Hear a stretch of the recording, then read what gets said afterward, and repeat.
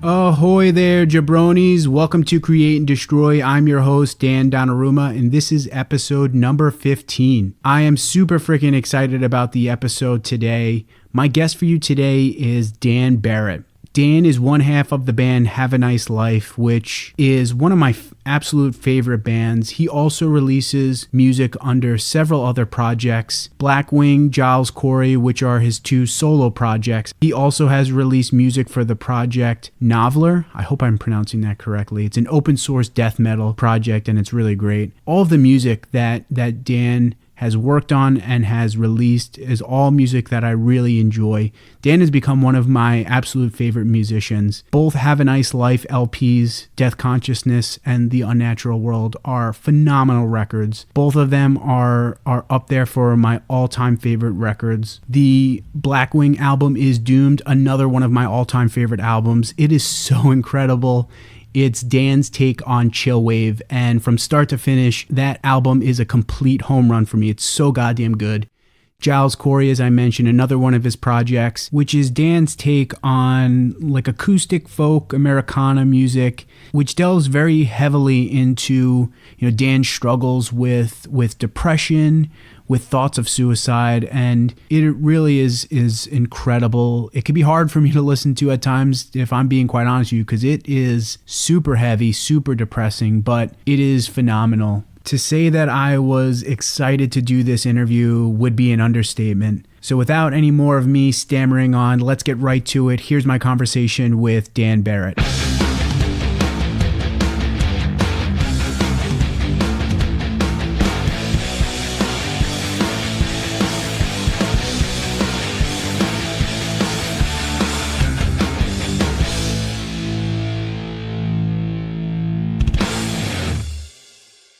All right, Dan, thanks so much for sitting down and agreeing to do this with me. I really appreciate it. Yeah, it's my pleasure, man. Thanks for having me on.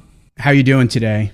I'm doing good. It's been I woke up super early today and I drove like an hour to get some like medical testing done, and I wasn't allowed to have coffee or anything, so that made me sad. But now I'm back to normal. So hopefully you had some coffee after that. I did. Yeah, I caffeinated after when I got back to the office. So I don't know, it's been like a weird day, but it'll be fine. But thanks for asking. Nice to hear that. Glad to hear it. So it was recently announced that Have a Nice Life is going to be playing RoadBurn and that you'll be performing Deathconsciousness in its entirety. What made you and Tim want to perform at RoadBurn as well as perform Deathconsciousness in its entirety? Well, the playing Deathconsciousness front to back was the idea of the guys at RoadBurn. They were, they were like, hey, you could come out and just do, a set, or you could do 2 nights. So basically we're doing one night, we're doing the whole album front to back. And then the second night we're playing another set. So we're playing a different set of different material. And that's like a big ask for us, because like we're not a regular band in the sense that like we don't stay in show form all the time, right? Like we're not practicing, we don't really tour a lot. And so they kind of checked a couple boxes for us. Like they gave us like a year's notice, which is really what we need. So they gave us a ton of advance notice, and RoadBurn's an amazing festival. So just like, the fact that we get to play with some really incredible bands was really exciting. And like, honestly, it had been a lifelong goal for us to tour abroad. Even in my early days when I was playing with my old band In Pieces, we never left the States. We toured a lot, but we never left the States. And I love travel, and I've been to Europe a couple times, and it was something that I always really wanted to do. And they kind of did the thing we always said we needed, which was, you need to be able to get us there. And they were able to give us a guarantee that got us there. And so it was just one of those things where they made us an offer we couldn't refuse, And so we just said yes, and then started trying to figure out how we were actually going to do that. That's really awesome. And I've only been able to see Have a Nice Life play once. It was the show that you guys played at the Middle East in Boston with Elizabeth Color Wheel and Planning for Burial last year. Yeah, that was our first show out that year. Yeah, and I remember after the show, I went to buy a shirt. I came up to you and I said that I thought you guys were awesome, and you pulled me in, gave me a hug, and you were just like exuding elation since you guys don't get to play very often, what's it like for you when you do get to play? Yeah, it's wild, man. It's really wild. That show specifically was like our first show in several years. It's pretty overwhelming. Like I love performing, and it's very cathartic for me. So when I haven't done that in a long time, there tends to be this kind of feeling of like, oh, I don't really remember what to do. It's always like one of those things where it's like, what do I do with my hands? Like, how do I stand on stage? It's like that kind of thing.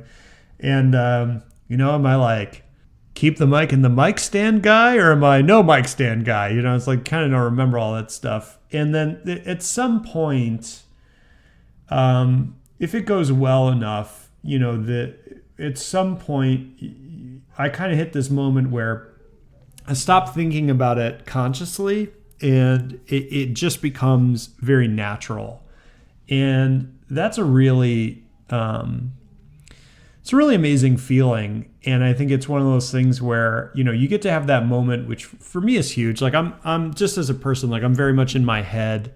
I can be very analytical. I tend to be very in my thoughts a lot. And so having a moment where you get this kind of like Zen experience of, oh, there's like not really any thought happening. You know what I mean?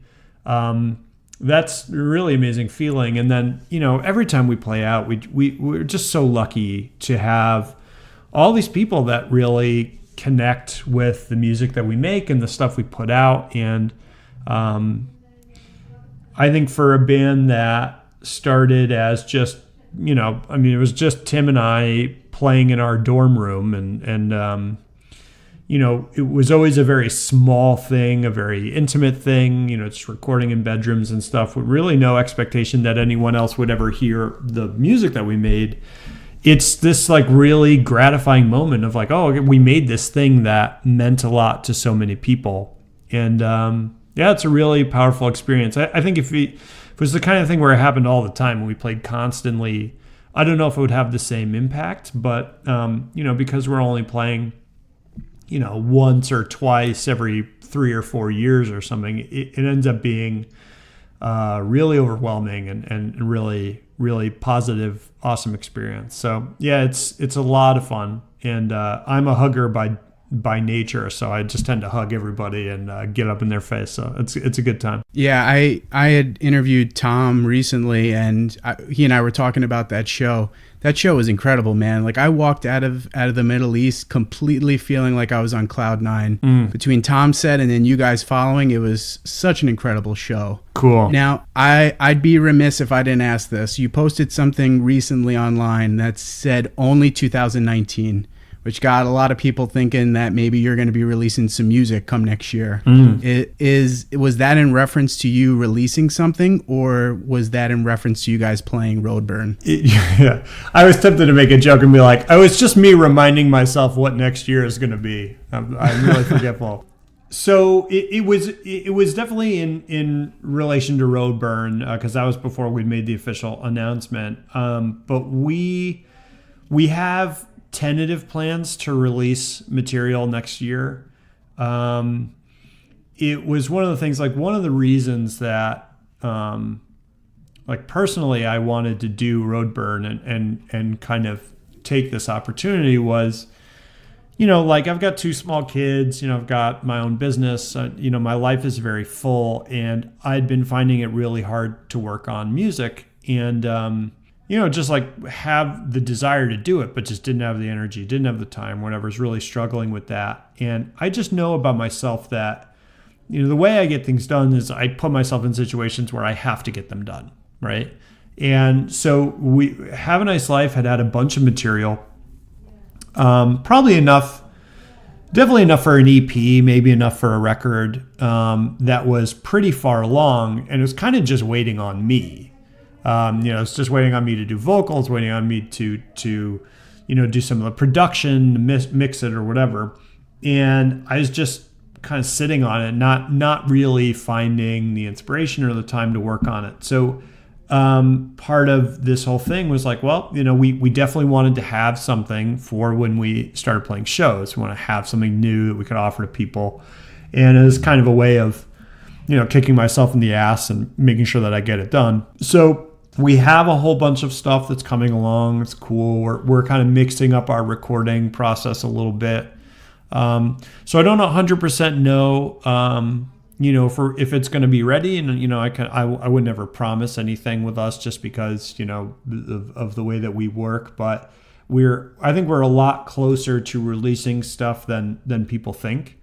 And I've been working a lot on Have a Nice Life, and I've been working on Black Wing material and Giles Corey material. So it's like that. There's definitely going to be a lot of activity from us coming up. It's just a matter of where it fits schedule wise. Hell yeah, man. I will be anxiously awaiting that. That will be exciting as hell. Cool. So let's talk about Deathconsciousness. That album was released over 10 years ago now, which is kind of crazy. I remember hearing it for the first time and being completely floored by that album. And to this day, one of the things that amazes me is there's so many different genres that you guys pulled from to create that sound that I don't think anyone has ever been able to match. What inspired you and Tim in creating the sound that Have a Nice Life would encapsulate?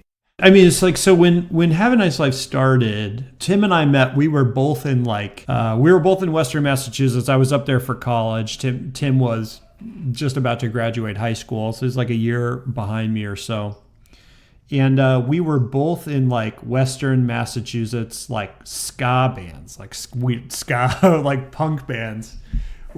And we were both in bands that like were, it's like there was a very specific style of that music around that time where it was like you were like half, like Tim's band, the Danger Strangers, who are like this amazingly weird fucking like just like no experience you'd ever had. Like I would go see them, and Tim would play like keyboard. And he would have a computer keyboard around his neck, and he'd just be slapping it and like screaming. It was like that kind of thing. Or like they had one of their friends play lead boxing, which would be like he would literally run out with boxing gloves and like punch people in the mosh pit. And it was just like stuff like that. It was just like completely over the top. It's completely wild. But their music was awesome. It was like this like really like kind of like really fast, kind of hardcore, but they had a horn section. It was just like really wild. And then so we kind of connected. We were playing a bunch of shows together, and sort of became friends. And for a little while, like I sang for their band when they had people out because of whatever. And we struck up a friendship, and we ended up both at UMass at the same time. And we were like, well, let's play music together. And we had just started doing acoustic because like all we had at school were our acoustic guitars. So all the early Have a Nice Life stuff is just acoustic, like kind of like, emo style acoustic music. And very quickly we just landed on this style where we were mashing a lot of things up. So like we were playing this kind of like really, early 2000s white guy emo acoustic music, and then we would like play a heavy metal part but like play it on the acoustic guitars, right? Or we would like mix in a lot of like screaming thrashy parts, but again it's like on acoustic guitars. And it was just it was always about that kind of balance between serious and absurd. Even the name Have a Nice Life was like we were kind of hitting on that idea. Like I still remember like we played a bunch of like UMass talent shows, and we had like a bit where it's like halfway in between a song we had kind of like a build up part, and it would like start real quiet, and it's just real quiet, and we're playing like pretty acoustic music, and Tim would just start screaming at the top of his lungs, "There's a fire in the building." And like at this one point he was like, "I'm not kidding. There's a fire in this specific building right now." And we were trying to see like how many people can we get to leave while we were playing. Like it was just really over the top. We were complete dicks to everybody all the time. So like when at some point we were trying to like record those songs, and we didn't know anything about it. And I had like a camcorder, so we were like just like videoing ourselves, like practicing these songs and stuff. And, we kind of transitioned to recording on the computer. And very quickly we were like, well, okay, like cool, like these metal parts we had, now we can put like a keyboard in it. Or now I can actually have like distortion on my acoustic guitar. And the more that we started adding in those layers, the more we started to, we started transitioned out of those old songs. We started writing songs for the recordings. We wrote them as we were recording them. And so the keyboards were a lot more prominent. And like Tim and I both had like a real deep appreciation for, bands like Joy Division, bands like Sisters of Mercy. Tim was really into Swans. We had an idea of the impact we wanted to have. We wanted everything to sound huge. We wanted everything to sound like it was in a cave. Like that was something we always wanted, but we just didn't know how to do it. And so as we, were trying to figure out a way to do that with the cheapest possible equipment, it was like the way that we kind of landed on it was like, well, okay, let's put like 10 of you playing guitar instead of one, right? And so we just didn't know how other people did anything. And so we were constantly looking for, how can we do this without buying any more guitar pedals or something, because we didn't have any money.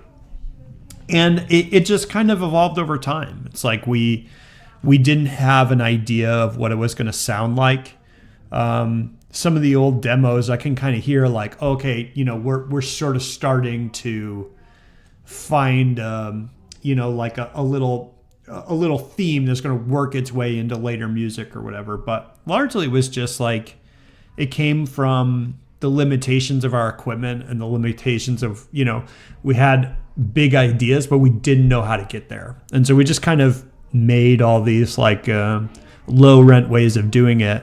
And it has a very specific sound. And so now, like, we kind of struggle. Like, I know more about recording now. So it's like, I know a little more about how to get that sound, but it's like, okay, do we do it the way we used to do it? Because that's our sound now. Or do we transition into something better? If you do it kind of the classic way, does it lose something? Right. And so we struggle with that and try to find kind of the balance of not growing stale and just relying on our old techniques and old tricks and stuff, and also like trying to stay true to what we want the sound of that band to be. But yeah, it's mostly accidental, really. Yeah, I know. For me, when I bought the LP and I was reading, the insert, and I saw how much you guys had spent on creating the album, I know for me, I was blown away by that. And I know in reading, people writing about the album and on forums, that's another thing that I've read that people are very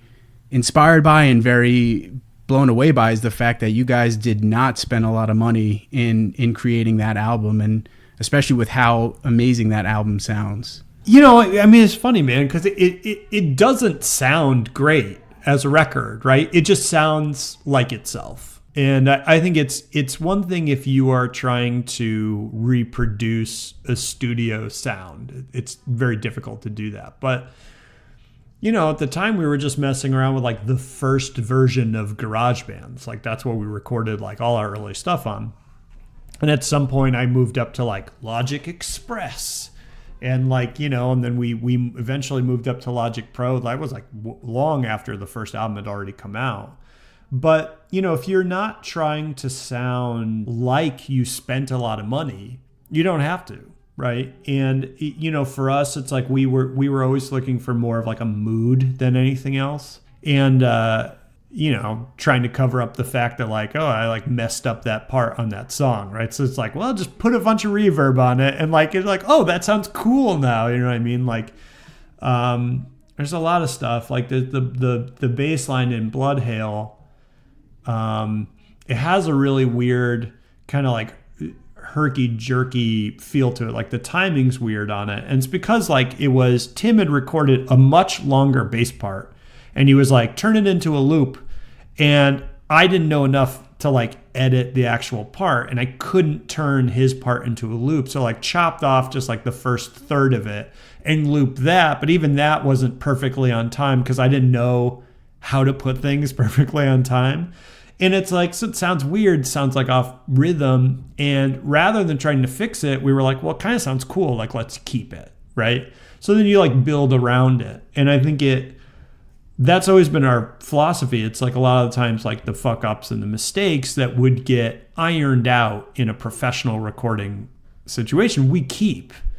And I think it gives everything a very specific feeling that's really hard to reproduce if you're almost like if you're too good at your instrument. You know what I mean? It's that kind of, you know, quote unquote mistake can lead to a lot of creativity. You just have to be open to it. And you have to let go a little bit of having things sound a very specific way.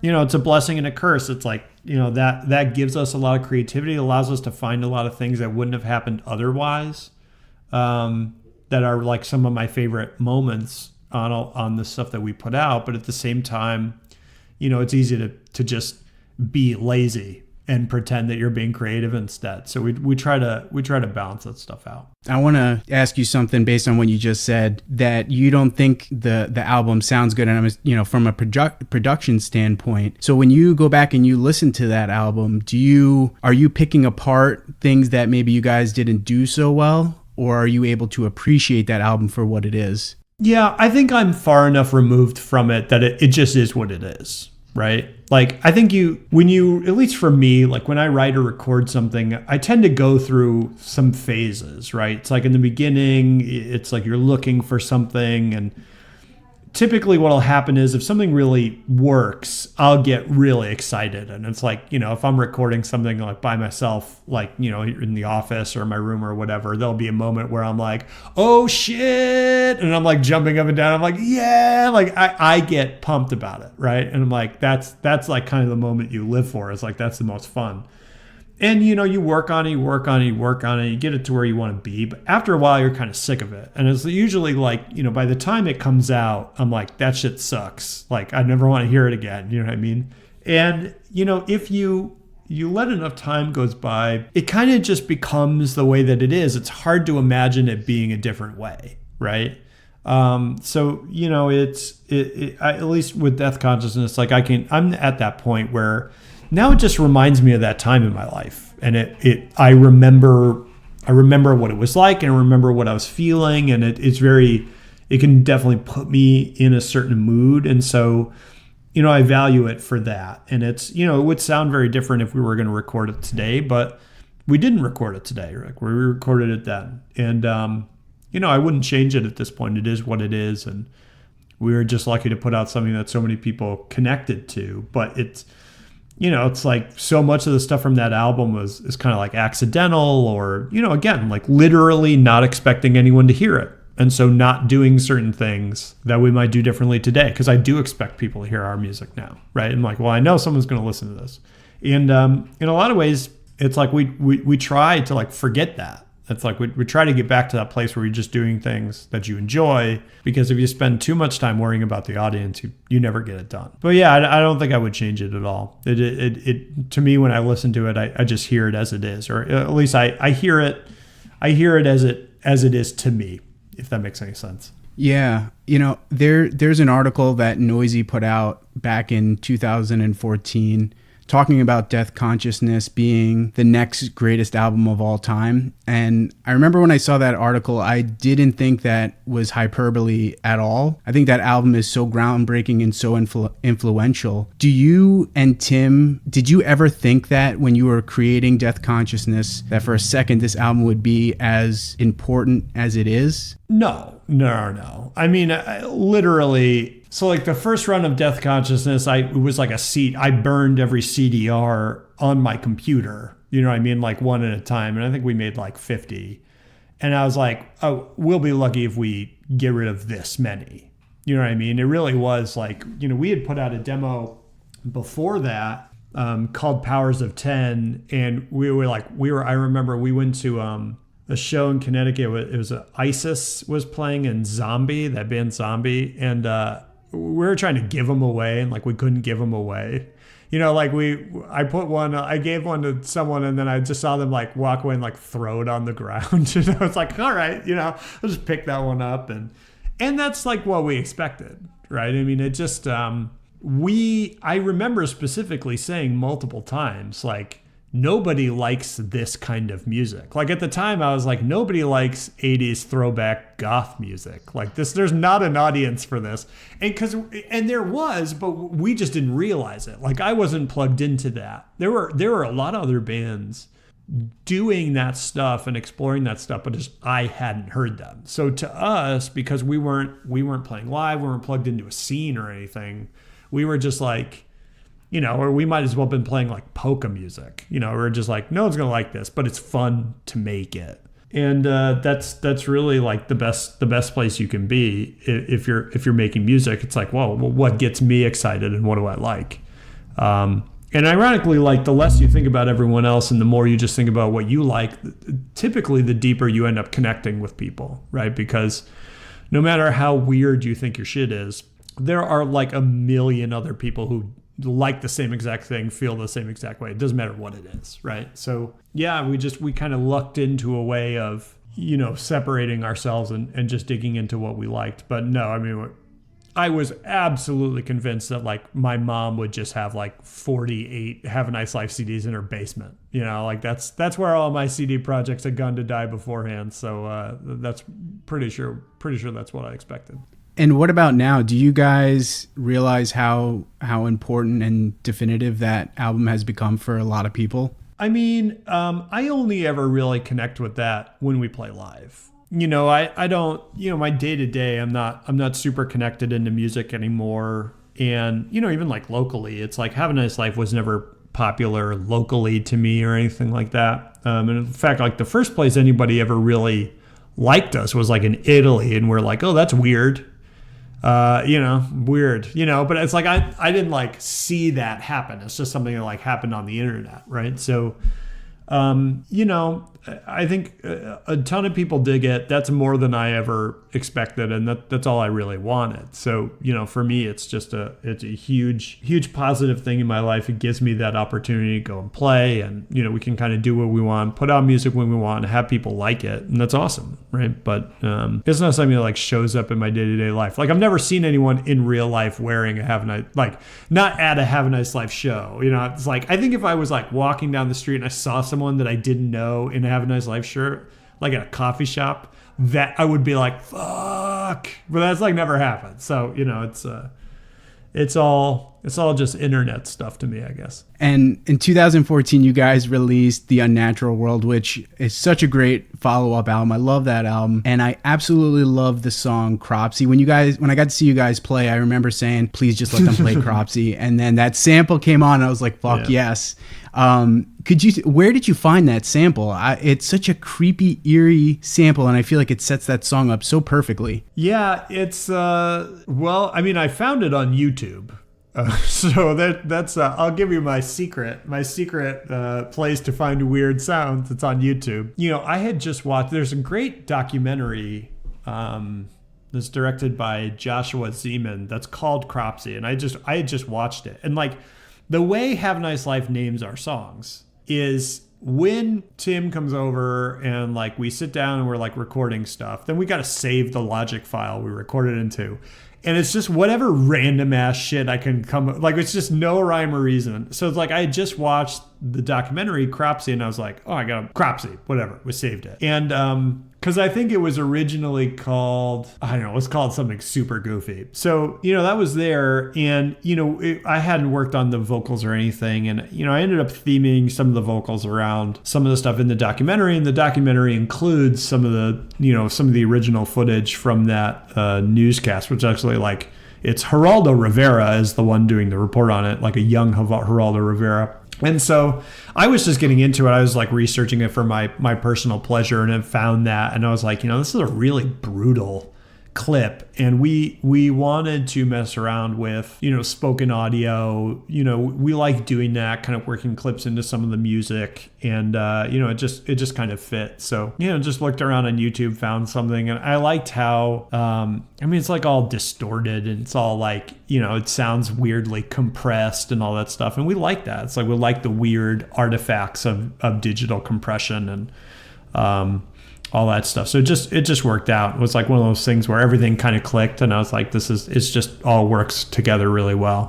But like a lot of things, it's like, it wasn't like before we sat down, I was like, this is going to start with this clip, right? It's like we try to let the songs happen as naturally as possible. And it's like usually be like one of us will have a part or whatever, and we'll record it, and we'll kind of be like, wouldn't it be cool if we did XYZ? Like on a new song we recorded, and I don't know if this will ever like make it on a record, but it's like it just sort of trails off in a really weird way, and we were like, we should play something like weird over this, and Tim was like, what if we just played like the Beach Boys, and he had like a Beach Boys tape, like a cassette, and we had one of those like little square tape players like you would see, like I always imagine like if you're in a police station, they're like recording your testimony, like one of the ones that just lays flat on the table. Tim had one of those, and so we were playing it, and it's like his tape was so fucked up, and it's like it's like slowing down, speeding up, and it's like the Beach Boys from your nightmares. Like it's just, we're like, well, keep that in. That sounds amazing, and it's like all that was kind of accidental, but it's like when you listen to it, it sounds like it's supposed to be there. And we're always trying to find those things that are kind of surprises to us and make the whole process really fun. Yeah, that's so awesome, man. That goes back to what we were talking about earlier, and I think that's the sort of stuff that people love about Have a Nice Life and the music that you make. And I want to talk about Blackwing because holy crap, man, I love Is Doomed. That album came out in 2015. I can't even begin to tell you how many times I listened to that album that year and how many times I've continued to listen to it. I was listening to it this morning, in fact. And it is such a dark, gloomy synth pop. It's just so awesome. What made you want to release an album like that? Yeah, I think I wanted to get into it because I wanted to learn a little bit more about synths. I wanted to get a little better at the recording and production process.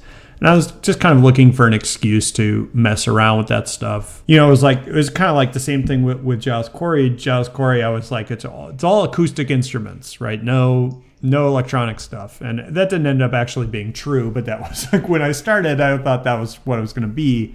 Blackwing is kind of like the opposite. It's like, well, it's okay, it's going to be all electronic. It was just fun to mess around with, and I kind of liked the sounds I was getting. So again, I was like, it's like mostly for my own enjoyment.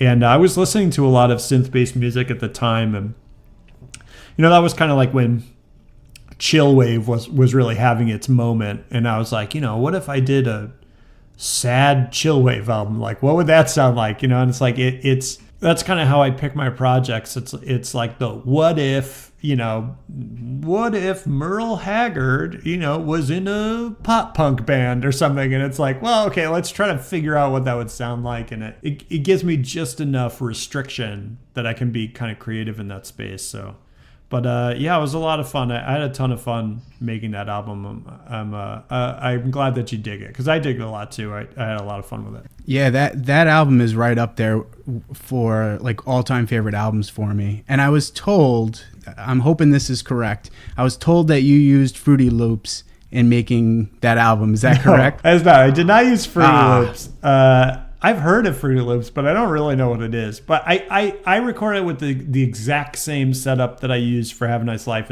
which is just like, you probably see it behind me, but it really is just a MIDI controller. Logic is what I used to record in.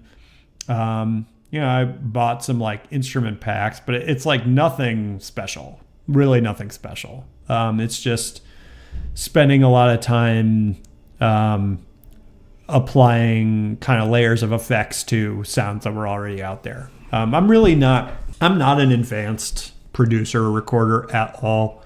And I'm in one of those situations where it's like, I don't know so much about that space. And I don't even know that I don't know even more stuff than that. So it's like, I have just like my little setup that I'm okay with, real simple stuff.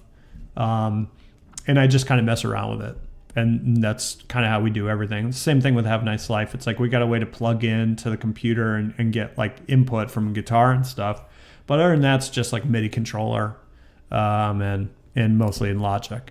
So, Rich, who plays drums for Have a Nice Life Live and is a really amazing musician in his own right, and does a ton of like programming and is like synth whiz, and like he has so much knowledge in that space. And it's like, he's the one I can go to and be like, anything I want, and he can just make it happen. For me, it's like, if I'm like, I want the sound of a trumpet, but I want it to have distortion on it. Like it's going to take me 2 hours to figure out how to do that. Right. But I like that process. So I don't mind it at all. It's part of the fun for me. And I read that during the recording process, you were dealing with some serious health issues. How did that impact the songs and the record? Yeah, I mean, that album was really about, like, I don't know how serious it was, but that was my first real kind of health issue. I never really had any serious health issues, and ended up being diagnosed with this, like a heart arrhythmia or irregular rhythm or whatever you want to call it. Just had to go through the process of like being like, oh, okay, like my dad died of a heart attack very suddenly. His dad died of a heart attack. My mom's dad died of a heart attack. Like, now I have a heart problem.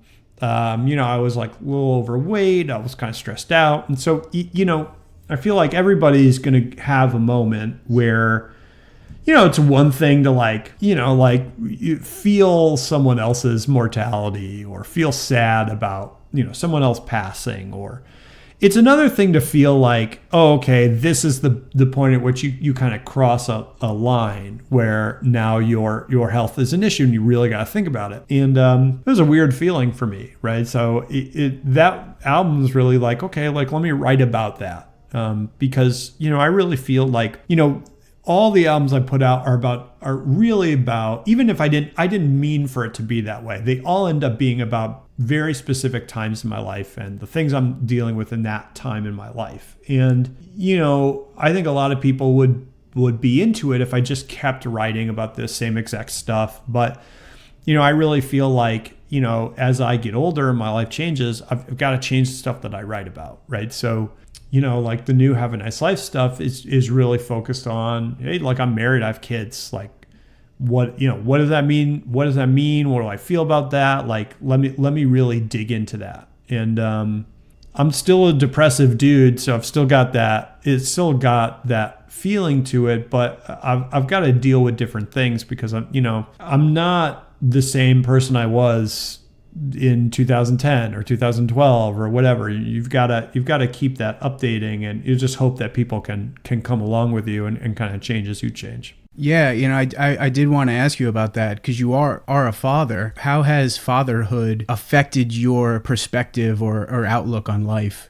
Well, it makes it very hard to play music in general because kids are terrible and they don't let you do anything cool. At least not yet. Yeah, I mean, so when my kids were born, I went into like money mode. Like, it was funny. Like, my dad had always told me, like, most important thing is providing for your family. And when you have kids, that's going to kick in. You're going to know how important it is. And I was always like, yeah, I get it. But it really is like, definitely when I got married, but definitely when we had kids, I was like, oh, like, I need to like make money, put money in the bank. Cause like, I don't need much money to live at all. Right. Like, I'm pretty simple. So, it really changed my perspective, and I really dug into business pretty heavily. And so it took some of that kind of motivation away from music for sure. And, the other thing is, it really made me think a lot about, what I put out into the world, right? Like, to a certain extent, especially like our early stuff, it's really just me venting my darkest feelings, my darkest emotions, and just like kind of vomiting it out, right? And to a certain extent, like, people absorb that, and they can connect with it, and it can be cathartic for them. But there's also kind of like, at least with me, there's kind of like a self-satisfaction in that, like, I'm sad and other people are happy, and that's because they're idiots and they don't get it. And it's kind of a way of raising yourself up, right? You're just like, well, I'm separate from everyone. I'm better from everyone. I think there's a place for that kind of like pure emotional expression, but I think you also got to think about, am I just providing people a way to do that in a way that's not particularly helpful, right? It's like, am I putting this out in a way that's making the world better in some way, or is it just purely self, is it masturbatory, right? And I think I've done it both ways in my past, and whatever, it is what it is. But it does make me a little bit more careful in terms of like, okay, like if I put this out, like you said, people are going to hear it. It's going to have an effect on someone. So what is the effect that I want to have on someone? I think about that a lot more now that I have kids than I did before. But it's like anything. It just, you change and they change, and you're still you, but you just have a different set of priorities. So for me, it's like I always want to be careful not to lose that connection to music, because I want my kids to see that connection, right? Like they don't have to like music. They don't have to do much of anything, right? But I want them to see it's like, hey, like I have interests outside of the family. I have things that I'm passionate about. I think being creative is important. Self-expression is important. And I do believe you have to model those things. You can't just say them. You have to do them. Yeah, I was thinking about, because as I was preparing the questions, I was listening to Giles Corey and kind of thinking about it. And that album is a very dark and bleak album. It's very hard for me to listen to it sometimes, just because of how heavily that album delves into depression and, just bleak themes. And, I think that album, just for me, is one of the most perfect records I've ever listened to in terms of encapsulating feelings and thoughts that I deal with when it comes to depression and anxiety that I deal with. And I wondered exactly what you had just said, how would putting out an album like this, where you have songs that are talking about, potentially thinking about killing yourself, how does that affect him as a father now? I mean, it's weird, man. It's really interesting, to see, even in my kids, like my oldest son especially, like I see parts of him that really remind me of myself, I should say. And a lot of that stuff it's genetic. It's just part of your personality. It's kind of in your makeup. And so, for me, it's most important that like, I'm a very open dude. I don't shy away from any of that stuff. And I'm pretty open about my experiences and kind of where I think it fits. And, I think there's a lot of value in those experiences in a lot of ways. So for me, it's like, it's a thing, and that I try to acknowledge, and I think is there to be expressed. And I think it's a very real part of, our emotional lives as people.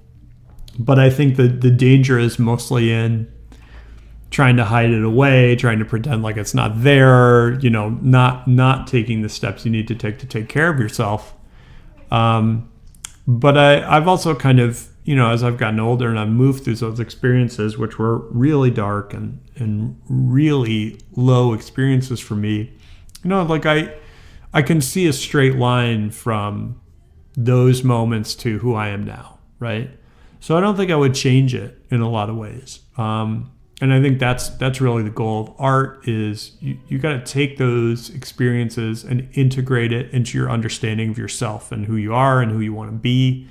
And if you can do that, they can serve you, right?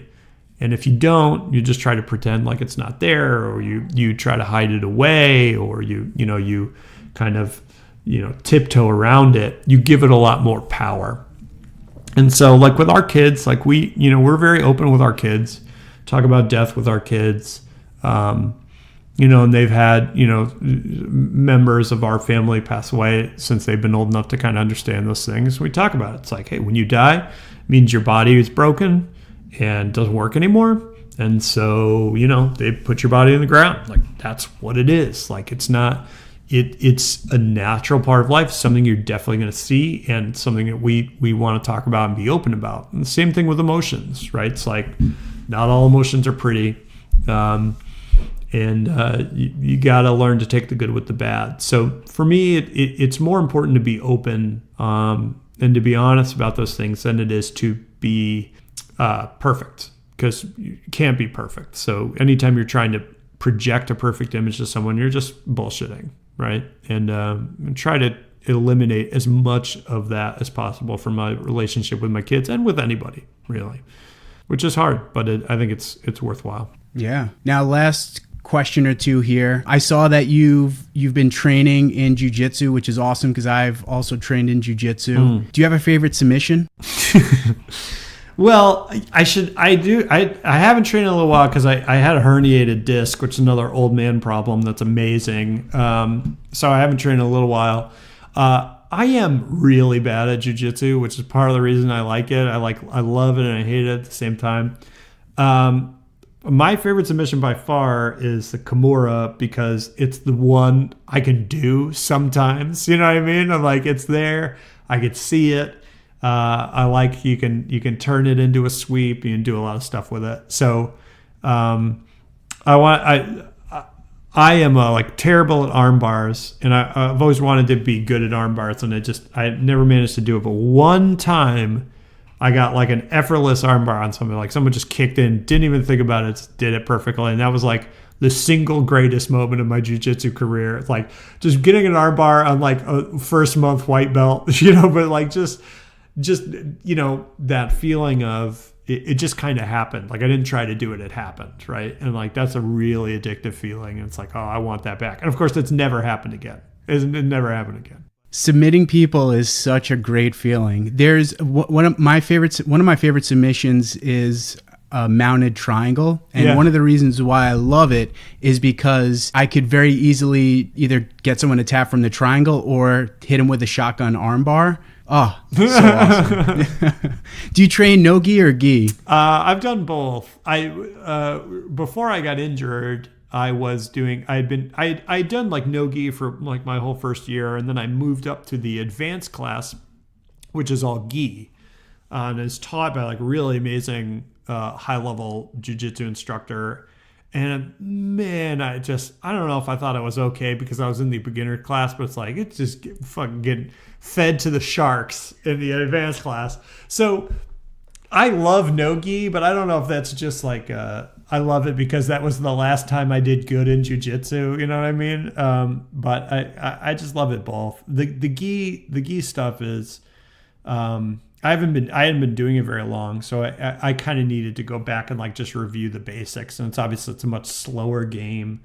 It felt to me like just very, very different.